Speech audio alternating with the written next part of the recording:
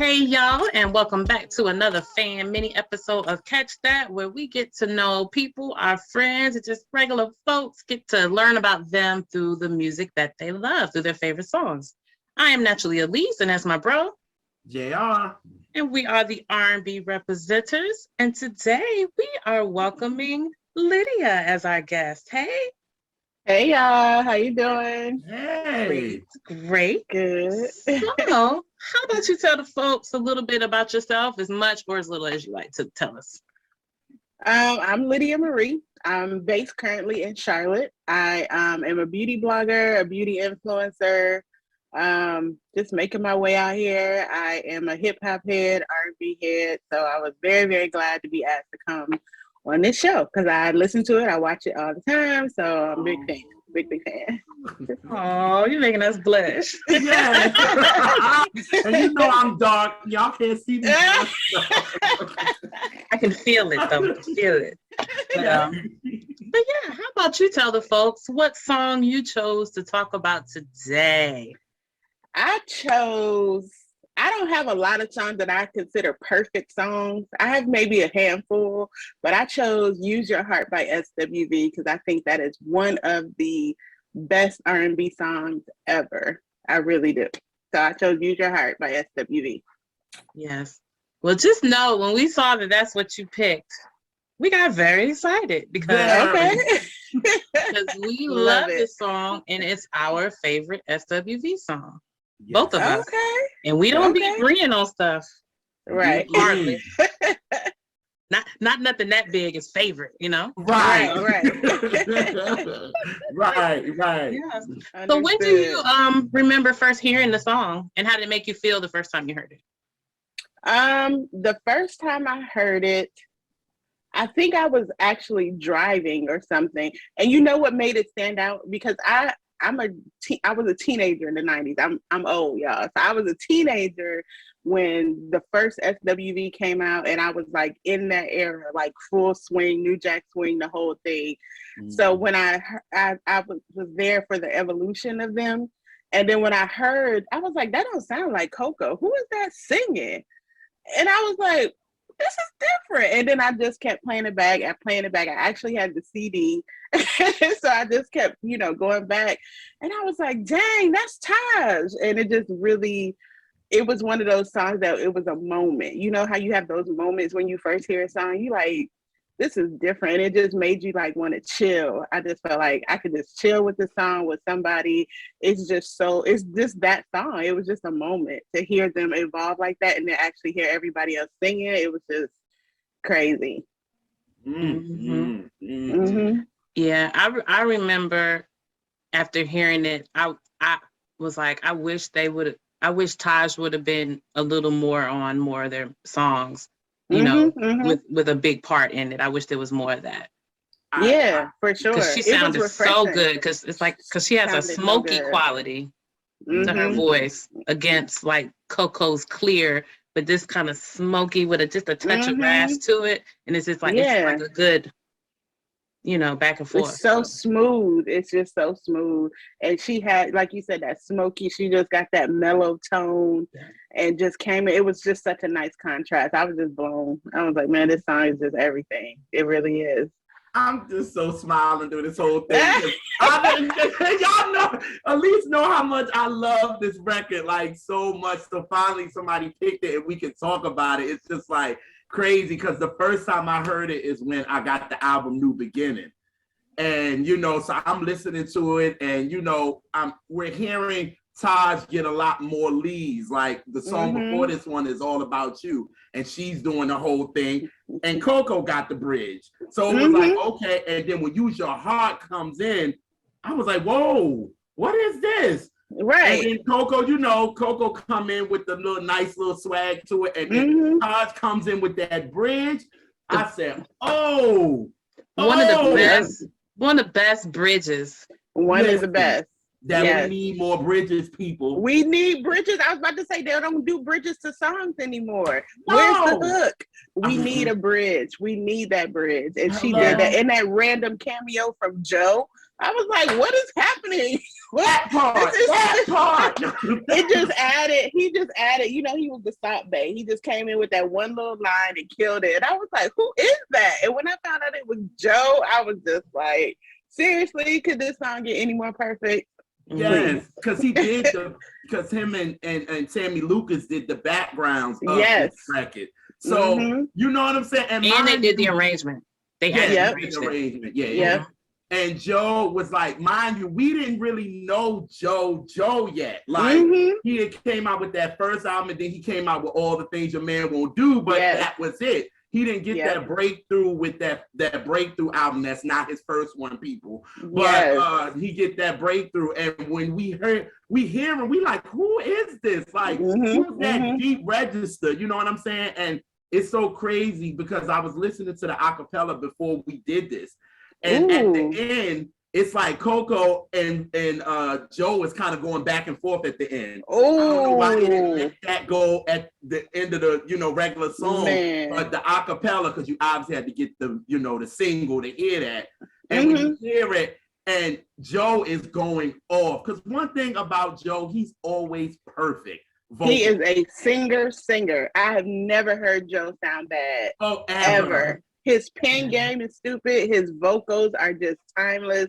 Joe, I mean, he can kiss anything, and it's just like, it's Joe. You just know breathes it, a right? Different life into stuff. It does. His voice is just that thing. He got it for sure. And he was just going in at the end, and I was like, man. Well, I get it. I get why they didn't let it, because I mean, eventually Joe was gonna take over the record, like, you know what I'm saying? So they would have been like having to say featuring Joe. So it was like, nah, we just gonna keep him on the backgrounds or whatever, and let him get that little ending before we fade it out when he say watch them fly, and that's it. But like you said, this song was perfect for many reasons for me anyway, because I was like, they used the BT Express sample.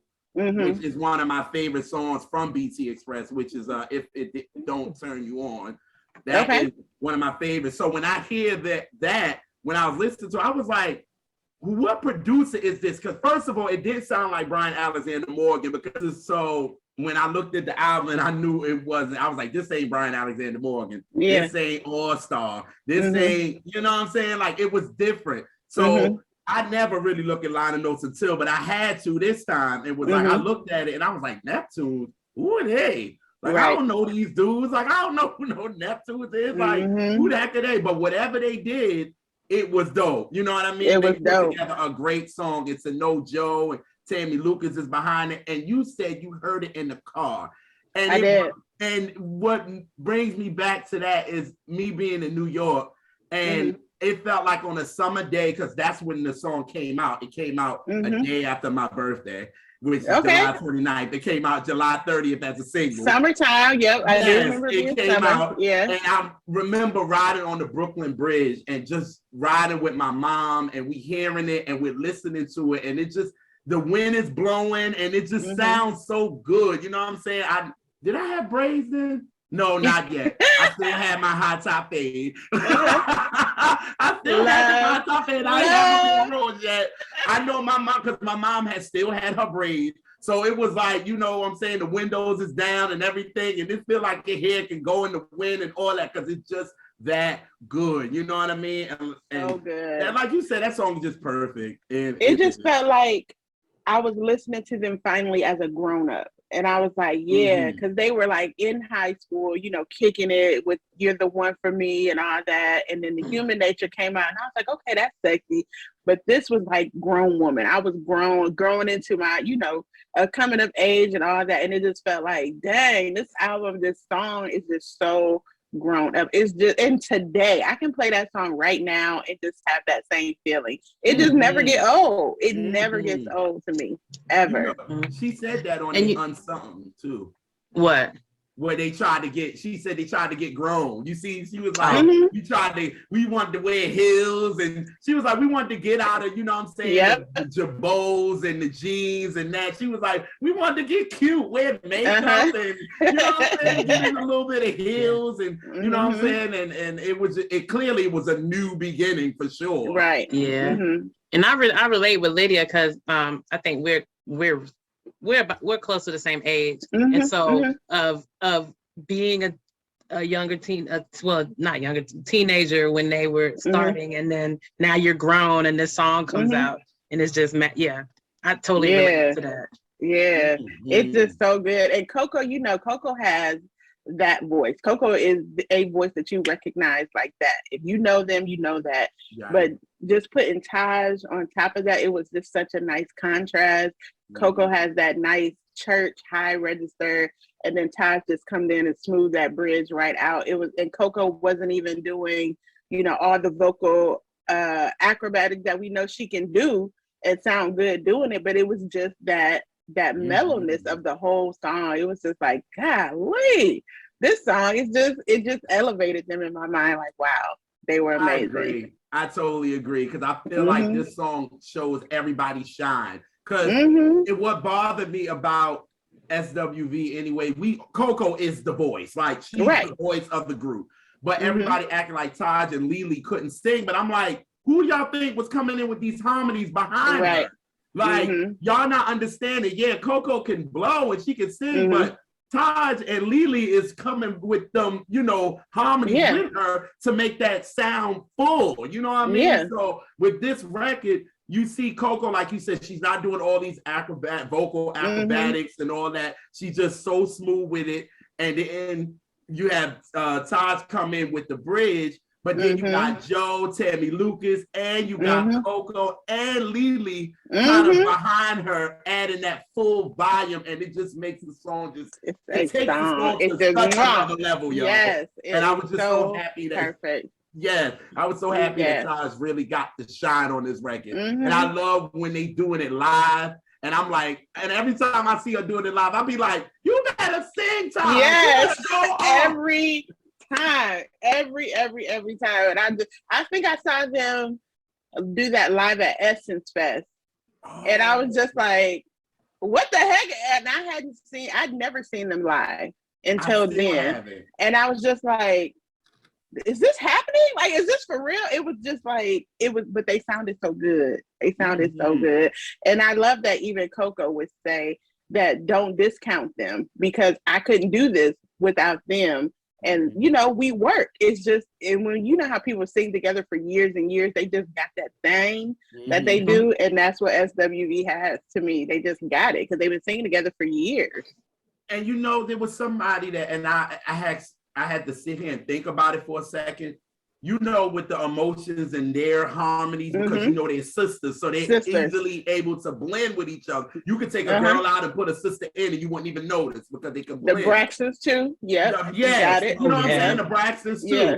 But they felt like out of all the groups, SWV had the better harmonies because it was so raw and so it felt like it was so in tune. Like, we know In Vogue, them girls but they didn't know each other when they got together. Right. You can tell SWV, they knew each other for years.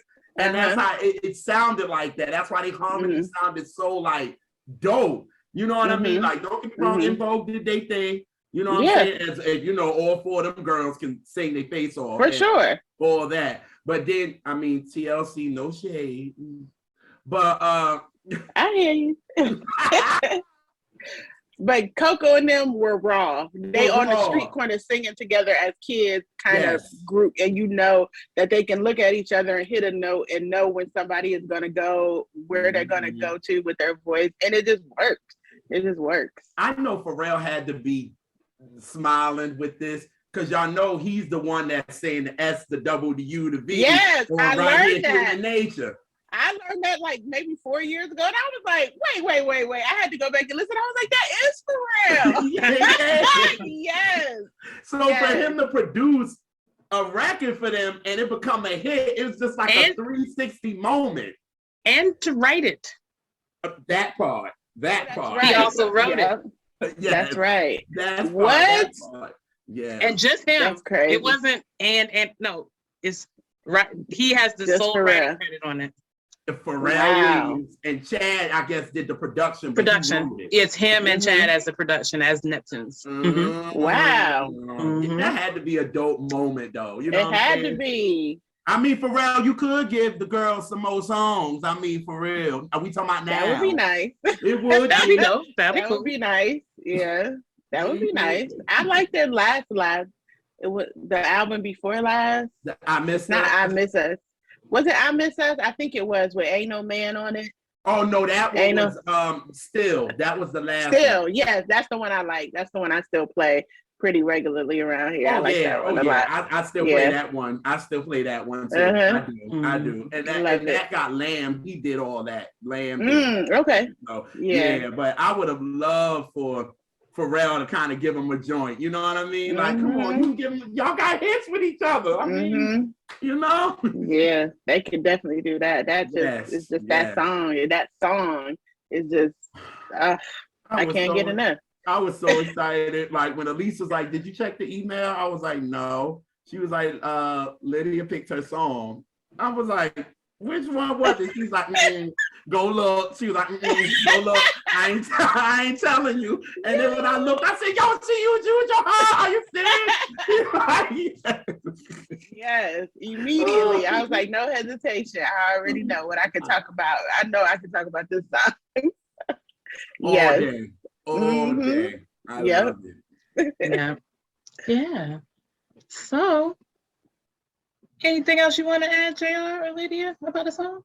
Shoot, we went in because she went in. I love when people come in and do this and they go to they go to the part that I think, oh, they're not gonna talk about this. Lydia went dot for dot. Like it was like no more to be said. Like that's what you can tell she really loves this record. So I do. And I love music. Like I read liner notes. I wish we could bring back liner notes. I was listening to something today, on Spotify that you can get the credits or whatever. And I was like, but it's not the same. I need the liner notes. I need to physically read, everything like that. It's not the same, but this was my era of music. Like I'm a 90s girl. I would listen to 90s hip hop first, 90s R&B first. And that's my era. So SWV, my girls, they was my friends in my head anyway. So I was like, yes. That part. Heck yeah, I can talk about this. I love it. Yo, can she come back and pick another SWV song? Of course she I can. will. I'll pick a Brian one this time. I can definitely pick one. Oh Lord, Brian. I'm a fan. Oh, he'll be so happy. Yes, he would. Because it'll be all about him. We love you, Brian. Yes. No, that's our buddy. But that's our buddy. Let's stop it. Stop Brian, I'm gonna bother him. Watch it. But yes, let people know how they can find you if you want to be found. Yes, I do want to be found. My website is www.beautybyelmarie.com. That's LMARIE.com. From there, you can find me on Instagram, my Twitter, all over the place. My Instagram is the same name, Beauty by El Marie, with an underscore at the end. But you'll find me because I'm Lydia Marie all across the platform. So, yep. Thank y'all so much. This is so fun. Yes, I love it. Yeah, make sure y'all check out. She be all over the internets being pretty and stuff. So I do. I try. All pretty and stuff. Y'all see? I did.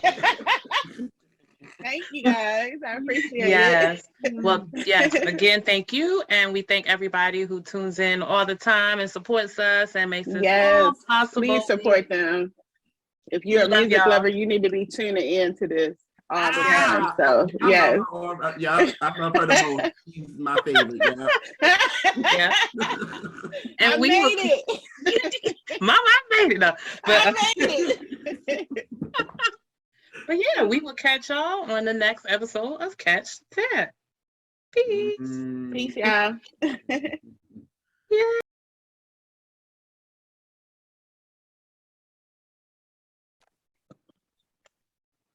Hey y'all, and welcome back to another Catch That mini fan episode. I am Naturally Elise, and that's my bro, JR. And if you tuned in before, you know that Catch That minis are where we talk to just, regular everyday folks, our friends and other folks, and get to know more about them through the songs that they love. And today We have a very, very lovely guest, and her name is Fatima. Hey, girl. Hey. Hey, y'all. How you doing? Hey. Good. Looking all beautiful. I know, right? Yeah, cute and stuff. All right. So, Fatima, tell them a little bit about yourself, as much or as little as you would like folks to know. Okay. My name is Fatima Chantel, record collector, record store owner, kind of, mostly online. And I currently reside in Los Angeles. And I love music, so that's why I'm here, specifically R&B. Hey, what's up? All right. Yeah. Well. Throw it up. So, how about you tell the folks what song you picked to talk about us today and to talk with us about today, and when's the first time you remember hearing it? Ooh. Okay, so first of all, I picked Love Changes by Kashif and Meli'sa Morgan. Now, we have to acknowledge that it's actually a cover. And I honestly didn't even know that until a couple of years ago, because the version I've heard my whole life is by Kashif and Meli'sa Morgan. And I just chose this song because, well, first of all, when do I remember hearing it? I feel like I heard it out the womb. I don't remember the first time I heard it. It's just, I've always heard this song. I still hear it on a regular basis. Like somebody be driving down the street playing it. It's in my playlist. It's just a classic to me. So that's why I chose it. Yeah. So when you first started hearing it, how did it make you feel, or how does it make you feel now? It made me feel grown when I was a child. I don't know nothing about no love. I didn't know nothing about no love changes back then, but I thought I did, because the lyrics, I believe it was written by Skip Scarborough, if I'm not mistaken. Oh, he also gave us like, yes. Can't Hide Love, Don't Ask My Neighbor. R.I.P. I love her already. Yes. Amazing, amazing, amazing. But the songwriting and the passion from the singing, just really, I thought I knew about love, more loving, more kissing, more squeezing. I thought I knew what I was talking about back then. And when I hear it now, it just makes me think about falling in love and getting my heart broken. Both of those emotions, we've all been through it at some point or another. So yeah, it's just that song just gets me. I love how you brought how like me and Elise was just talking about this, like what was it, about a day ago or something, sis? And we was like, we thought that the original was, you know what I'm saying, Meli'sa and Kashif, and we was like, then to come to find out, like when you got older, you like, wait, this is a cover too, like, oh, and you know what I'm saying. So I'm glad that you brought that up, because Mother's Finest did it, and Joyce Kennedy sung her face off on it. But like Elise was saying, how we was talking about it too, it was like Meli'sa and Kashif's voices were more visible. Like they were put out in the front. You know what I'm saying? And then it was like Joyce Kennedy, it was like the music took over. It was more about the instrumentation. It was more about that. But Meli'sa and Kashif was like, they went for it. Like, you knew they vocals was there. And like you said, look, I was only 1 year old when the song came out. So, of course, don't roll your eyes. Don't do that, at least. Don't do that. And like when I didn't know about it, but I felt the song. Like I'm like 5 years old singing "Love Will Make You," and I don't know what the heck I'm talking about, but I'm singing it, but I don't know what the hell I'm saying. But yo, this song is perfect. So when I saw that you picked it, I was like, ah. Yeah, and one of the things I love about it, and I was telling JR this before, when Kashif does the echo, so it's love, will. I'm like, I always have to sing both parts. I'm like, love. You got both parts.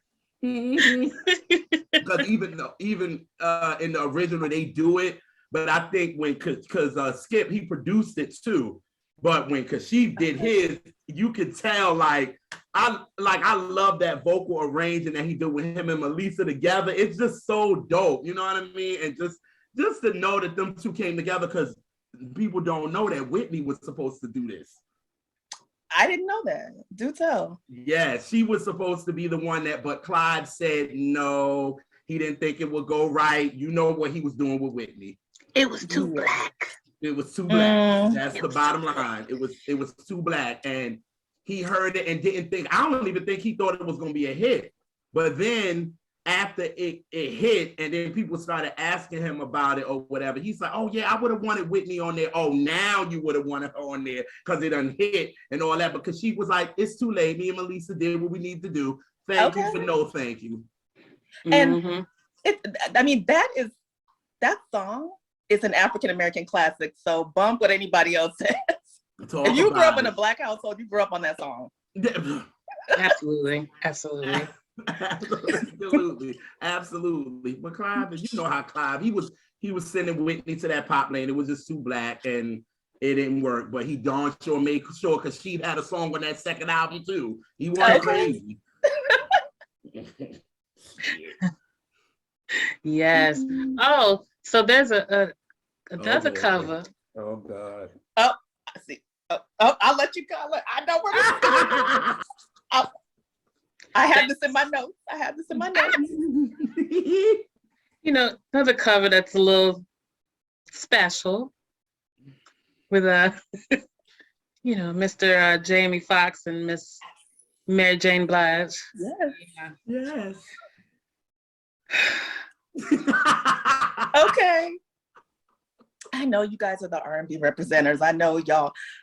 I personally, I don't know what it was, but I love Jamie Foxx's music career. Really? Hello? Wow. I don't know. It's something about it. It's fun to me. Like, remember he did T-shirt in my panties with Adina Howard. Mm-hmm. He had Unpredictable with Kanye. I don't know. All of that music is just a vibe to me. You know what? I don't know. Man. I like it. Because like we were saying before we got on here, I got the Unpredictable album because of the hype. Like I did. Because for me, and maybe I might get shot for this one, but I'm just not the biggest Jamie vocal fan. Like I've never been. I've never been because I'm just like, I think like at least to say, I felt like he's playing to me. Like it's not really, it's not 100% his fault. It's because I know Jamie Foxx as a comedian, and he also would make parody songs through the years. And so I can't, they're inextricably linked to forever for me. So I can't take it seriously. And that's the why, because I do think he can sing. I don't think he's a bad singer by any means. But it always feels like a parody, even when he's being completely serious. And so it's like he's playing, like he's doing an impression. And I don't like it. And like, and is that's this in Living Color skit or what? Yeah, like, you know what I'm saying? So like, so when I saw that he, when him and Mary was doing Love Changes, I was like, okay, how is this gonna go? And when I heard it, Mary did what Mary does. You know what I'm saying? Like, it was to be expected. Mary is gonna give you that raw, you know, sometime not quite right note that we love about her. But I was like, Jamie, I feel like they wasn't matched to me. And also for me, like Mary's breakthrough era is kind of when she vocally was really okay. You know what I mean? Like she was on point, like the Be Without You and all that. It was great. Yes. So when she got with Jamie, I'm like, oh, this is breakthrough era. I'm like, okay, Mary, okay. And what she did on it was she actually gave me Joyce and she gave me Meli'sa, like both of them. Like if you listen to her ad-libs, you could tell Mary listened to both of these joints before she got into that booth. Because she's like, I'm gonna give you that Joyce alto, but I'm gonna give you Meli'sa because I'm a fan of her. And we all know what she did with Can't Knock the Hustle with Jay. Yes. So we know what she did with that. So we know that she kind of follows her vocally. So I was like, all right, this is gonna work. And then Mary was giving it, and Jamie just to me was just like, it just didn't matter. I was just like, Mary's going in on this record. And for me, I'll be like Mary featuring Jamie Foxx, but it's his joint. But I'm just like, that's just me. I just think, because we all know Mary like listens to her, the people that she's really inspired by, and try to bring their nuances into they, they songs. And I think she did that. But I was like, Jamie, like, I ain't even feeling no Kashif like at all. Like, I'm like, come on, like, what are you doing? You know what I'm saying? Because I mean, Kashif wasn't a vocal giant, but he was dope. You know what I'm saying? And like Sis said, Jamie is dope, but I just was like this. I was like, I felt like he couldn't even stand a chance with Mary. That's just my opinion. I hope I don't get shot by nobody. And please, Fatima, don't get off the line off this because I said that. You said you ride with Jay. So. I mean, yeah, no, I enjoy it, but I mean, it's no match. I mean, yeah, you know, yeah. But I would like to ask y'all about another. I don't know if it would be a cover, but more of a reinterpretation by the trio known as Immature. Do you remember that? Yes, they did it on Feel the Funk album. Yes. Yes, I believe that was also the song. They changed up the lyrics a little. I like it, but see, they changed it up a little. I like it, and see, this always messes JR up because I don't like some stuff that he would. It just blows his mind. But like, I like Immature, and I like, and I like Omarion, and I like Lloyd. Oh, yeah. Was it Immature or IMX? Immature. IMX then? Okay, I don't even know what the difference. I don't know if they changed. I don't know either. No, the Immature days. I don't remember any of the IMX stuff, honestly. Okay. But so I don't know if it's good or not. But like those singers, but you expected a certain thing from I don't know. It was just yeah, fun. You wasn't expecting no vocals from Immature. No, or any of the other people I named. Like that's not what you're there for. Right, you're for a whole. You gotta hear some damn kids sing. Sure. Yeah, it's their kids, and you know just kind of bot with it. You take it with that, you know. Mm-hmm. The expectations are lower, so. Ooh. And they all have great production. All those people I named. It's needed. Yeah. Hey, you got to see what your weaknesses are and get something to fill it in. That's part of being an artist is figuring out where your strong suit is. Any kind of artist. Could y'all imagine if Whitney would have did the record? I mean, I just found this out, so I'm trying to it's mind blowing to me. How it would have sound, because you know Meli'sa and Whitney is clearly not the same at all. And Whitney would have put her Whitney-isms on it, and it would have just, I wonder how he would have even did that with the arranging of Love Will Make You, like how he would have did that with Whitney. I mean, it could have happened, obviously, but I couldn't even imagine her doing it now. And it would have depended on how strongly he would have pushed for how he wanted the record to be. I think it would have made the difference. Like if he'd have been like, "Oh, we're making this for this Clive record, right? So it needs to sound like the other stuff that I've done for Clive, you know." Or if he would have kept the vein of it being a blackity black, you know, song. So it would depend on how strong he wanted to fight Clive, honestly. That's true, because if Clive would have wanted it, Clive would have definitely been like, take a lot of the black out of it, put some of the mainstream in it so it could appeal. Yeah. But if he would have said, "Hey, Whitney, you come in here and you sing this like church," then we would have got a song the caliber of with a Meli'sa, because you would have got the Whitney churchisms. That's true. Yes. That's true. I agree with that. Yeah. I agree with that. I mean, just like he did on Are You the Woman? Him and Whitney did together. And that was on his. I'm sorry. Was that the one that was on his album? Yeah. Okay. Oh, you know, Clive wasn't letting no Kashif on a duet on her album. Oh no. Clive was like, you can write it, and that's it.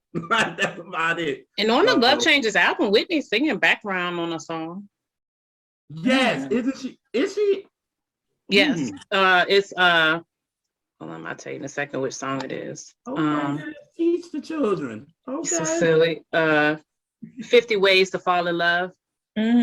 Oh. That's the guests on that album. I think like Expose is on that album. Yep. Kenny G, who actually Love on the Rise is one of my favorite. I mean, I guess that's more of a Kenny G song, but even though it's in the smooth jazz era, I do love Kashif on that song.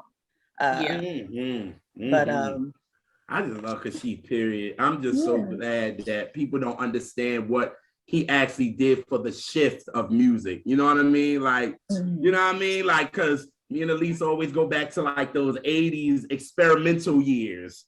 Yeah. It's like, ooh-wee. Like, and I think the only ones that were kind of making waves were Kashif and Leon Silvers and all that. And then once 83 came and Jimmy Jam and Terry Lewis came in, it was rap. But it was like, Kashif kind of, I mean, technically it wouldn't have been no Whitney if it wasn't for Kashif, because her first big single was Giving Good Love. So I mean, he needs his stripes though. But yo, this song Love Change, like you said, I used to hear this on Kiss because I'm a New Yorker. So 98.7 Kiss used to play this all the time. Used to hear it. Everybody, DJ Red Alert would throw it into some of his stuff. Like just how dope it was. So for it to peak at number 2 on the charts, I'm not surprised, because I mean that jump was played all the time, and you never get sick of it.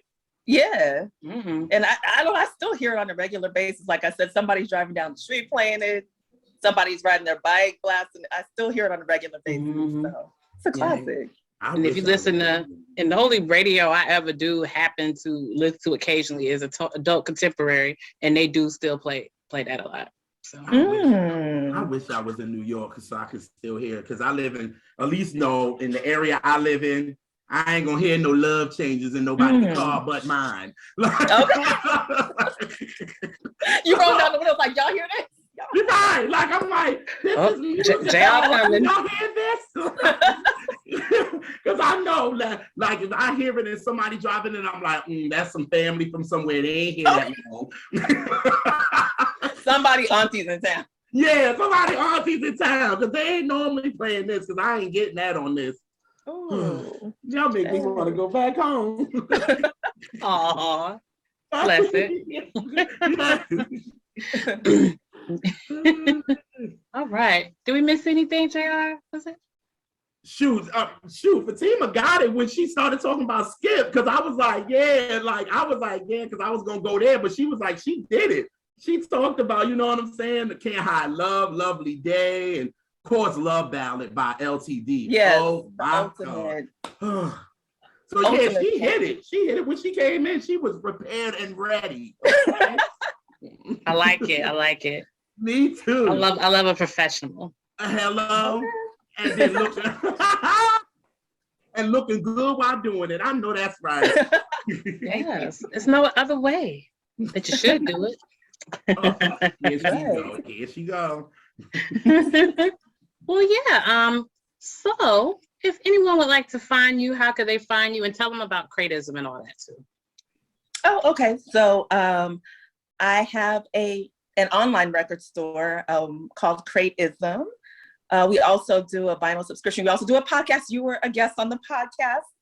Thank you very much, JR. I need to get you on there. Yeah. It was so much fun. So much fun. It was. Y'all seem like I had so much fun. Oh my God. Yes. We do have kind of like a store within a store situation out in Sacramento, so people can actually go and dig in person. Everything is at Crateism on IG. That's CRATEISM. I'm at Fatima Chantel, FATIMA CHANTEL, and the podcast does have its own IG at Crateism Podcast, and you can find the podcast on your favorite podcast network, Apple Podcast, Stitcher, Spotify. Spotify, yes, thank you. Yeah. It's all out there. And it's all about music and record collecting and the culture, you know, so yeah, that's where you can find me. Yay. Well, thank you for joining us. And thank you for everybody. Yay. And thank you everybody for watching and supporting. And we'd love for you to help support her podcast. It's very, very dope. And we will catch y'all on the next episode of Catch That. Peace.